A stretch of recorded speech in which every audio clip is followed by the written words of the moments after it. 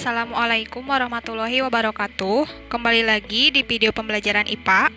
Di video kali ini kita akan melanjutkan materi yang kemarin, yaitu tentang klasifikasi makhluk hidup.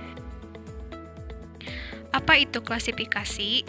Klasifikasi merupakan suatu proses pengelompokan sesuatu ke dalam beberapa kategori untuk memudahkan mengidentifikasi suatu benda.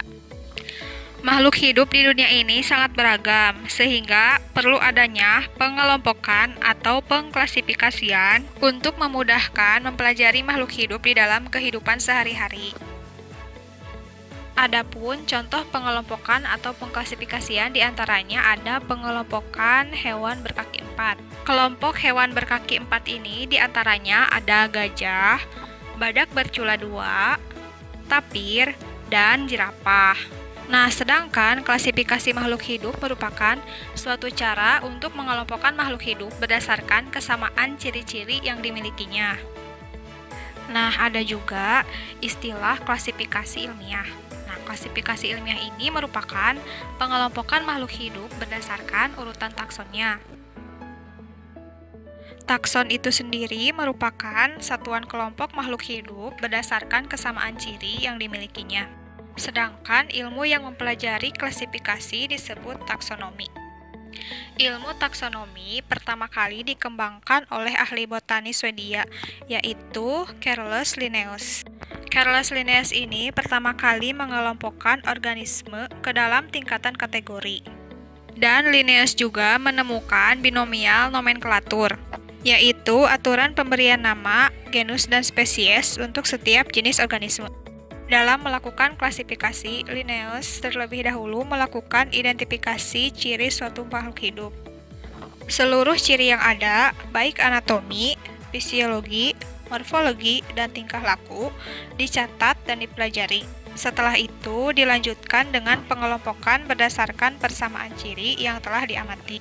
Makhluk hidup yang mempunyai ciri yang sama akan dikelompokkan dalam satu kelompok. Misalnya, ayam akan dikelompokkan dalam satu kelompok dengan burung karena memiliki persamaan, yaitu tubuh ditutupi dengan bulu, bernapas dengan paru-paru, dan memiliki paruh, serta mempunyai 4 ruang jantung. Apabila dalam satu kelompok ditemukan perbedaan ciri, maka makhluk hidup tersebut akan dipisahkan menjadi kelompok-kelompok yang lebih kecil. Dalam ilmu taksonomi, makhluk hidup akan dikelompokkan berdasarkan persamaan ciri yang paling umum sampai yang paling khusus. Semakin banyak persamaan ciri yang dimiliki antar makhluk hidup, semakin dekat kekerabatannya. Sebaliknya, semakin sedikit persamaan ciri yang dimilikinya, semakin jauh kekerabatannya.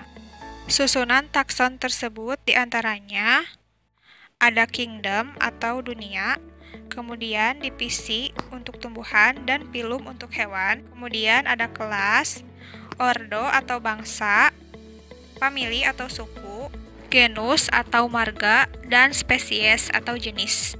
Adapun contoh susunan takson dalam klasifikasi adalah sebagai berikut. Di sini ada contoh klasifikasi dari tumbuhan padi. Urutan pertama yaitu ada kingdom. Kingdomnya itu termasuk ke dalam pelantai atau tumbuhan. Kemudian urutan yang keduanya itu ada divisi.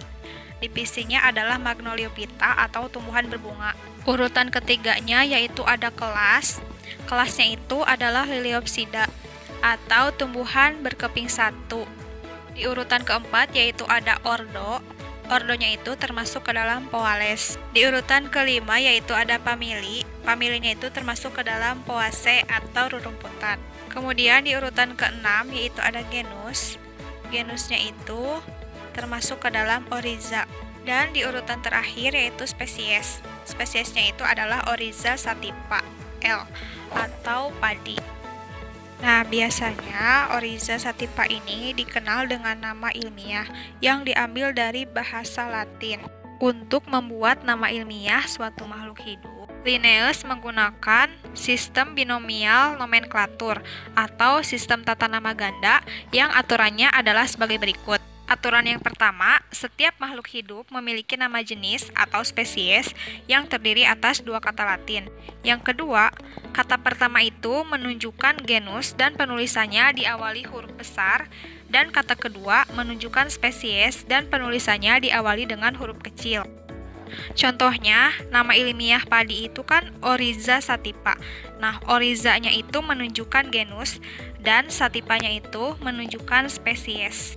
Aturan yang ketiga, penulisan nama makhluk hidup dilakukan dengan huruf miring atau diberi garis bawah. Contohnya, ketela pohon dengan nama ilmiah Manihot esculenta. Selain kedua contoh di atas, terdapat pula makhluk hidup yang diberi nama dengan 3 huruf. Kata ketiga dapat berarti varietas atau inisial penemunya. Misalnya, Oryza sativa glutinosa itu kan ketan hitam, berarti glutinosanya itu merupakan varietas. Contoh yang kedua yaitu nama ilmiah tomat atau Solanum lycopersicum L. Nah, huruf L-nya itu merupakan inisial penemunya, yaitu Linnaeus. Urutan taksonomi memiliki manfaat untuk memudahkan dalam mempelajari makhluk hidup.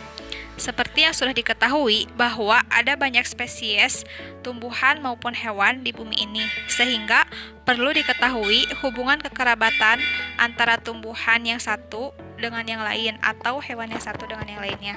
Urutan taksonomi pada tumbuhan maupun hewan didasarkan pada aturan tertentu, sehingga dalam mengklasifikasikan tumbuhan maupun hewan itu tidak sembarangan.